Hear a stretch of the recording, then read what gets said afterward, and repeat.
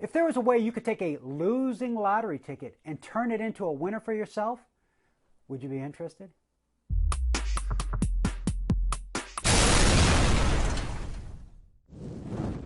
Hey, welcome to episode 5.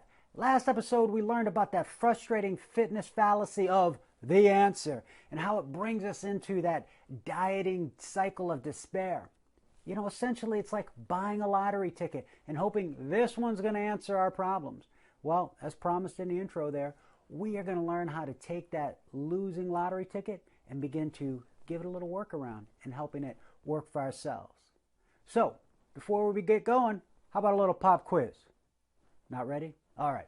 We'll do a little review. Here we go. So we've got Discouraged Dan here, and we know the equation where he goes out seeking the answer. It's put on all of their islands of isolation. And where does that get him? It goes from desperation to determination to looking for the answer, only to end up back in the real world and then once again back into despair. The real goal of what he's hoping for, looking for, is turning his personal environment into one of those real islands of isolation, or taking those temporary moments of thriving and making it his real life. Let's take a look at this cycle as it would pertain to our thriving and surviving scale. So we've got Desperate Dan down here in his real life, barely surviving. So what does he do? He goes in search of the answer. So he's up in a temporary thriving zone, being supervised by his guru of choice in creating his island of isolation. And sure enough, he ends up in that temporary thriving state on that island of isolation. Now, his hope is that this is where he's going to stay, up here thriving in his real life.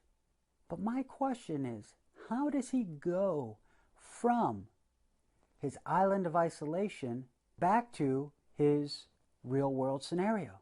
Is there just some sort of magical moment that occurs here where one minute he's on his island of isolation thriving and then the next he's back in his real world thriving? Unfortunately, for many of us, this magical moment of, hey, I've arrived in my thrive, now my real world life is going to be just like this, is the false hope that leads into this dieting cycle of despair. If the dieting cycle of despair taught us anything, if we're up here thriving, it's not a matter of if, it's a matter of when we come falling back down below that survival line. I want to take a minute and reframe this dieting cycle of despair. And I want to change it just a little into what I call the yo-yo loop of dysfunction. So in many ways, the yo-yo loop of dysfunction looks and acts just like the dieting cycle of despair. However, we start down here in dysfunction.